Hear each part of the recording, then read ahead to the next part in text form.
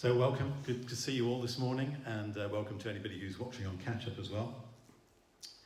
I'm going to start a new series this morning, which will probably run for a few weeks, then be interrupted by Christmas a bit, and then I'll probably go into the new year with it.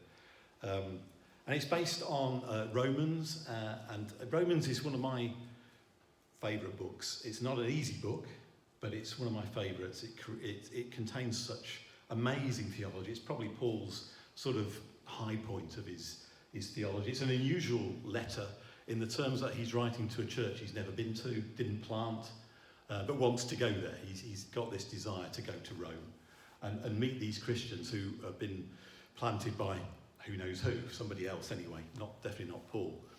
And so it's not a letter that seeks to address issues as many of his others did. He was addressing issues in the churches that he planted around Asia and all the rest of it. This time he's just unburdening his theology really, and it is amazing. But I'm not going to go through the whole of Romans because I was kind of tempted, but I thought maybe I'd be here on my own after a few weeks, and nobody else will be in the audience. So we're not going to do that. But what I've been drawn to is to look at a particular part of Romans. It's Romans 12, but not the beginning of Romans 12. Now, in Paul, in the earlier part of the letter, he goes into these great long passages. Often Paul's sentences are huge, and they cut them up actually a bit in the Bible. But in the original Greek, there was a great long sentences of theology. But this bit is where he gets down to the practical side of what it means, what all that theology stuff means for us practically now, and who we should be. And he starts with it's almost like these staccato sentences that he comes out with, and that's what we're going to look at and work through over the next few weeks. Often we pass over these and don't give them the attention that they need. So that's my attempt anyway this morning. That's what we'll do.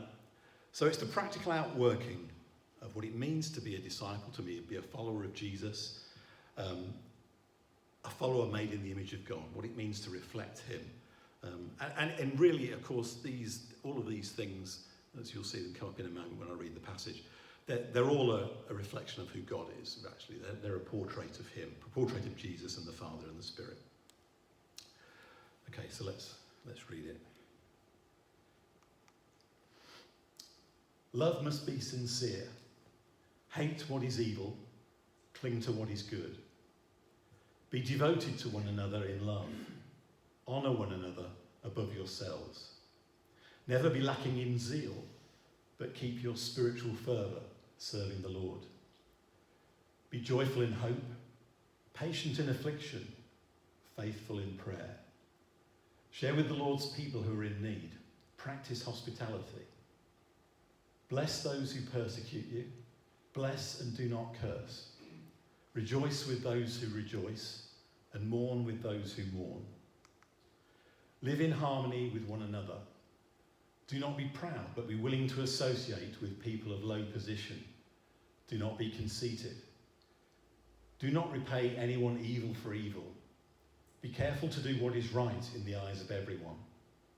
If it is possible, as far as it depends on you, live at peace with everyone. Do not take revenge, my dear friends, but leave room for God's wrath. For it's written, it's mine to avenge. I will repay, says the Lord. On the contrary, if your enemy is hungry, feed him. If he is thirsty, give him something to drink. In doing this, you will heap burning coals on his head. So do not be overcome by evil, but overcome with good. Wow. So that's what we'll be looking at over the next few weeks. So this morning we're going to look at just the first two verses. And I should say that when you read that, I mean, who of us can do that? Who of us can do that? Not me, I know that. And certainly we don't want to make these things into laws. They're not laws, they're heart changes. So this can only be achieved and done through the person that has the power of the Holy Spirit in their heart and the love of Jesus in their heart. That's what you can base it on. Otherwise, if you try to do it, it's like trying to do the Sermon on the Mount. You can't do it without the power of the Spirit. It's an inward change rather than an outward law. So that's my caveat to start with, really. So Firstly, love must be sincere, or as Peterson wonderfully puts it in the message, don't fake it. Brilliant.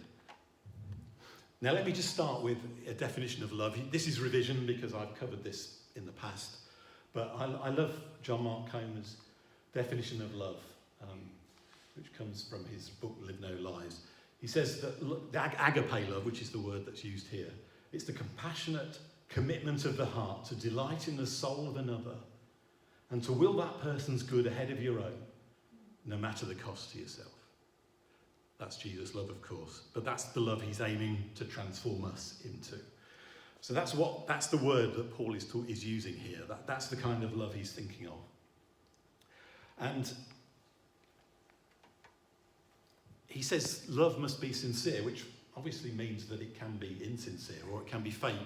That's the word we tend to use, then fake news and fake this and that these days. You can fake it. And in fact, the word in the Greek means, let your love be, the sincere word means unhypocritical. And you know where that comes from. It's the Greek actors and the Roman actors who used to put masks on and act. That's where it comes from. That's the root of what Paul's thinking about. So the message is, with love, don't fake it. And we're all guilty at times of faking love, really. I know I am, if I'm being honest. But the church should display this kind of self-giving, selfless, sincere love that is true. Now, here's some ways in which you can fake it.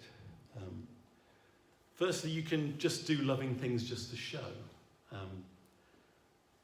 The trouble is, in the church, we're supposed to be loving, aren't we? So, we can sometimes just put on a kind of veneer because that's what we're supposed to be like. We're supposed to love, so, I'll just pretend and put on a nice face and the mask and do the right things. But inside, there's still not that transformation and reality. So sometimes I know, we can do loving things just so it makes us look good. That's not the kind of love that Paul wants to develop in the church. Sometimes we can love to get something back. We want to love people so that they will love us back in return. Jesus understood this, and in his teaching he gave us those wonderful passages where he says, invite people to your meals. And don't just invite those that will invite you back. Invite someone you don't think will ever give you anything back. And all that stuff about, going the second mile and turning the other cheek and all the rest of it. That's all about not loving in a way to get something back, but going beyond it.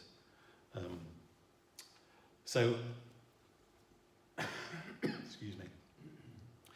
Sometimes we can love to promote ourselves. I always think of that in that context, the story in Acts of Ananias and Sapphira, who sold some property and pretended that they were going to give the whole of it to the church, but kept some of it back for themselves. And that, with very drastic consequences, but that was all about wanting to promote oneself and pretend that we were giving more than they were. And sometimes, our love is like that. We just love to promote ourselves, really. Sometimes we just want to manipulate a situation. I remember when my children were growing up, sometimes, sometimes very suddenly and very unexpectedly find one of them had tidied a room up. And then, later in the day I might come and say, Dad, can I help you with the washing up? And I think, okay, there's something going on here. And sure enough, later in the day he said, Dad, can I have a new Xbox? Yeah, sometimes we do just love to try and manipulate a situation. To get someone to do what we want. That's not agape love. It's not sincere love. And I think insincere love, fake love, gives up very easily. It doesn't have any endurance to it. It thinks, okay, what I've done, I'm not being thanked for it. I'm not getting anything back. I'll give it up. But the agape love that is sincere, it carries on when it costs. That's the key thing. It carries on when it costs you something for it to carry on. And so often we are put in those positions when it just is costly to love someone. or to carry on loving someone when they're just so frustrating and annoying. Yeah. So Paul reminds us that love must be sincere. Don't fake it. Don't fake it. And all of us are guilty at times of doing that. But then Paul goes on to say, hate what is evil and cling to what is good. And that's kind of two sides of the same coin, I think. Part of the problem with humankind is right from the start, particularly when Adam and Eve ate from the tree of good and evil, and this is all linked to that, I think, in Paul's mind. We've wanted to define what good and evil is ourselves. That's our basic human problem. We don't want God to define it. We don't want somebody else to define it. We want to be able to define it ourselves. I want to say what's good and what isn't, and what's evil and what isn't, because I want to justify myself, really.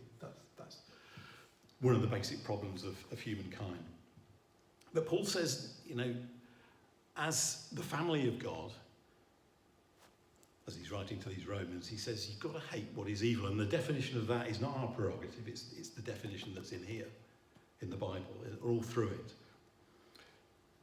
And he uses very strong language about hating evil. It's a kind of real loathing of it. That's what he's saying, We all have our petty hates, don't we? Whether it's someone who leaves the toilet seat up and you think, no, that's just not right. What's going on there? Or, squeezing the toothpaste tube from the top. I mean, who does that? I mean, why would you do that? I mean, that's just awful.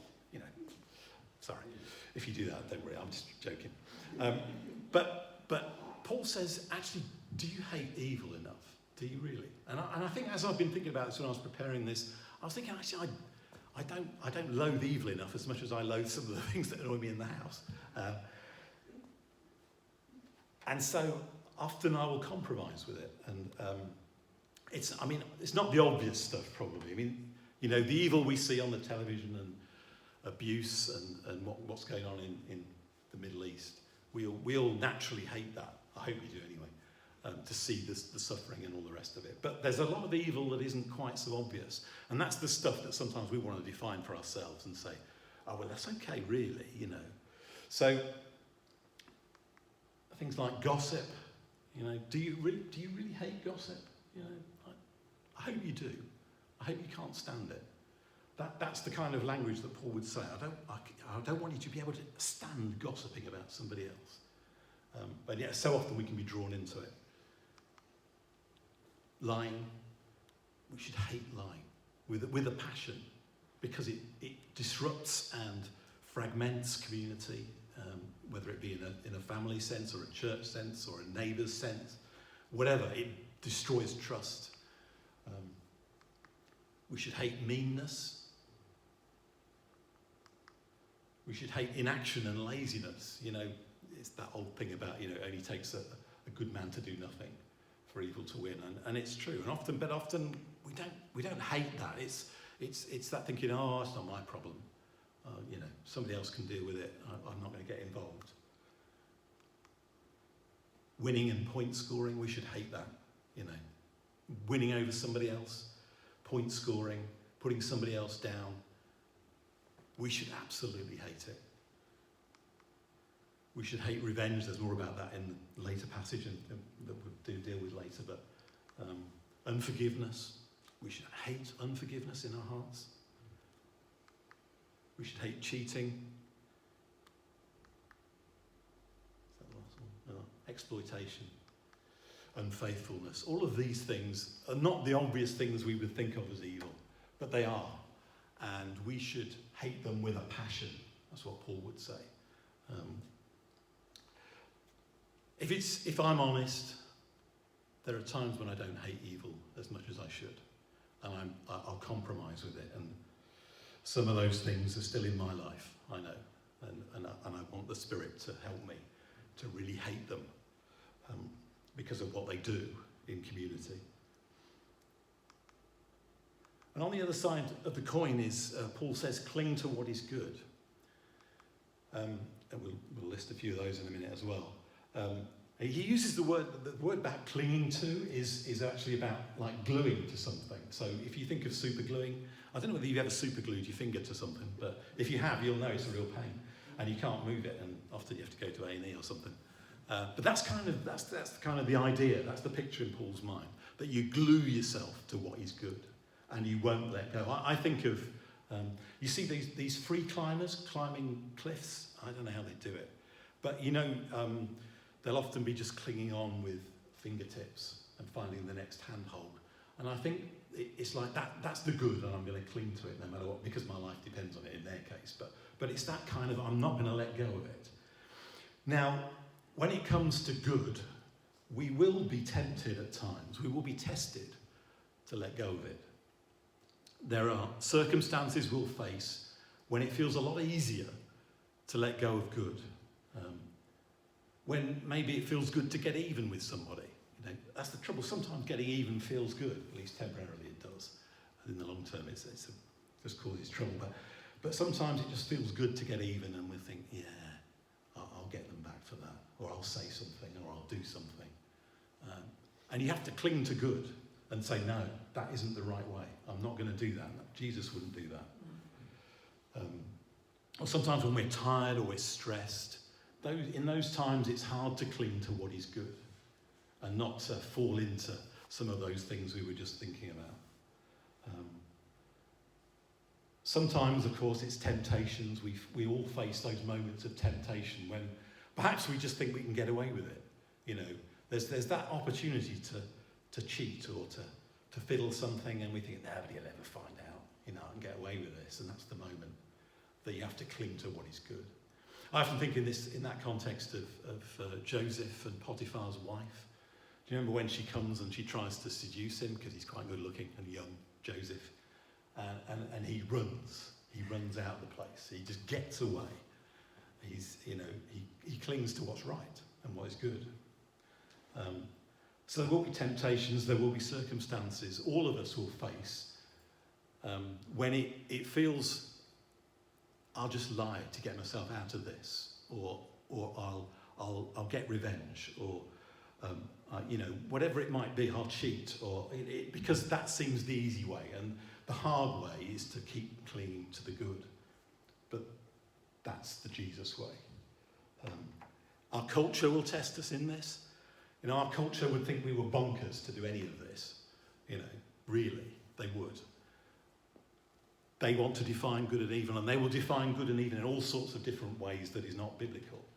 And we will face the test of having to stand against the tide of culture in what is true. And we see it right at the highest level of our politics, don't we? So it's all around us. And it's easy to think, okay, that's the way to deal with this. You know, I'll just lie. Culture will test us in clinging to what's good. The enemy will test us. So we have to be determined to cling with all our might to truth, to forgiveness, to generosity, to selflessness, to honesty, to integrity, and to others' well-being. We'll have to cling to all our might in our current culture and in the way that things are going to maintain that. And we can only do it by the power of the Spirit. So Paul says, hate what's evil, cling to what is good. Just a couple more. He says, be devoted to one another in love. In the old NLA translations, of course, it says brotherly love, but it's sibling love. Let's go with that. And this is really family talk from Paul. He's using the idea of family. The be devoted to is a word which means about a parent's love for their children. That's the kind of devotion he's thinking of. Now, I don't know whether you ever think of the church family in that way, that you would do whatever you would do for your kids, for your church family. But that's what Paul is saying. Be devoted to one another in that kind of way. And be devoted in love is not the agape word there. It's the word that means the love between brothers and sisters. And all of that is a challenge to us in our individualistic culture, isn't it? You know, we don't. we don't want to be devoted to one another. I mean, okay, we can get along a little bit, but if things get tough, I don't want to know really. That's the problem with our culture. It's easy to walk away. When Paul was writing to all of his churches, not just this one, there was only one church in town, really. You couldn't decide, I don't like this life. Believers, I'm going somewhere else. There was no choice for that. There was no option. You were stuck with the church you were in. I mean, how can we think of that now? It just seems unbelievable. And in our culture, generally, not just in the church, but in our culture, we have a walk away culture. If things get difficult, I'll just walk away. There's so much other choice out there, whether it's choice of friendships or whatever it might be, or choice of church, or we just walk away. And yet, we can never find love, and our hearts will never mature unless we're willing. I don't want to say there's never a time to walk away from a relationship. Sometimes there is, if it gets really abusive. I know that. But generally speaking, we have to work at it and work our relationships out with one another. And we'll only mature as Christians if we're prepared to do that. So be devoted to one another as family is what Paul is saying here. And lastly, he says, honour one another above yourselves. Now, again, as I view culture as it is at the moment, I don't see as much honour around in our world today. We don't tend to honour one another. We're divisive, argumentative, intolerant, abusive, whether it's people of different character, different cultures, different values or views. We're not prepared to tolerate them very long, really, and that especially with the rise of the internet and Facebook and X or whatever it's called now, Twitter as it was, and all of these things, and this ability to be able to just spew out your vitriol on the world and on somebody else so easily. We've become so divided and divisive, and so we need to rebuild a culture of honour within the church. And the word honour there that Paul has means to value something. It means to highly regard it, as we should. All people who are creations made in the image of God. I know it's sometimes hard to remember that, but they are. Our people around us, within the church particularly, but even outside in our culture, they are creations of the image of God. They've yet to find it, many of them, but they are. And we should love, value and respect one another because of that. Now the church is unique probably in the world in that it's full of people who wouldn't normally get on with each other. Full of people who have different interests, different ideas, different hobbies, different ways of looking at life. But the one thing is that central is that we all love Jesus. And it's remembering that. Probably if I wasn't a Christian, or you weren't a Christian, you wouldn't want to know me. I have all sorts of weird values and I like sport and things. Some of you hate sport with a passion, I guess. So you probably wouldn't want to be my friend, but it's different in the church. We have this unique thing that bonds us together, which is the love of Jesus. So honouring one another means that even though we might be very different in many ways, in our character, in our things we love and things we hate, things we enjoy doing and all the rest of it, nevertheless, we should not disrespect one another. We shouldn't humiliate one another. We shouldn't try to beat or belittle one another. We shouldn't ride roughshod over other people's feelings. And again, that comes in a bit later. But so often we do. We just dishonour people by the things we say and the things we do.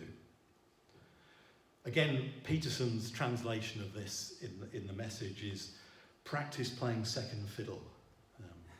He just sums things up so well, doesn't he, Peterson? Practice playing second fiddle. So that's what I'm going to encourage you all to do, is practice playing second fiddle. I need to practice more, actually, but there we go. It doesn't mean that we're inferior, honouring one another. It doesn't mean we're inferior to one another. All it means is that our self-worth and our self-security is so solid in Christ and his love for us that we're free, actually, to put others first. We're free to defer. We're free to submit. All of those things that are so countercultural. We're free to honour one another.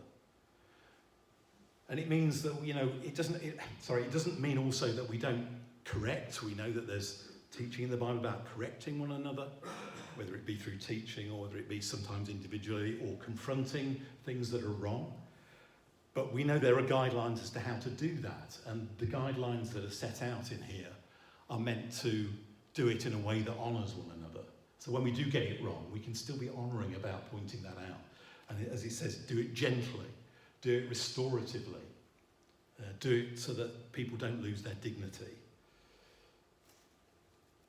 And it means that we want to listen to others. We want to hear their views. We want to try and understand people. We want to concentrate more on the needs of others than ourselves. That's what honouring means. And often, we can get into discussions, whether it be about my talks or whether it be a small group or whatever. And sometimes we will disagree with each other, but we've got to do that in a way that's honouring, that maintains friendship and dignity. Sometimes, people will just have different views to us and you have to let it go, and that's okay. So there we are. Paul's very practical teaching. And I just want to conclude with, practice playing second fiddle, loving difficult people. And I'm just going to quote from Tim Keller's commentary on Romans, because he puts it better than I ever could.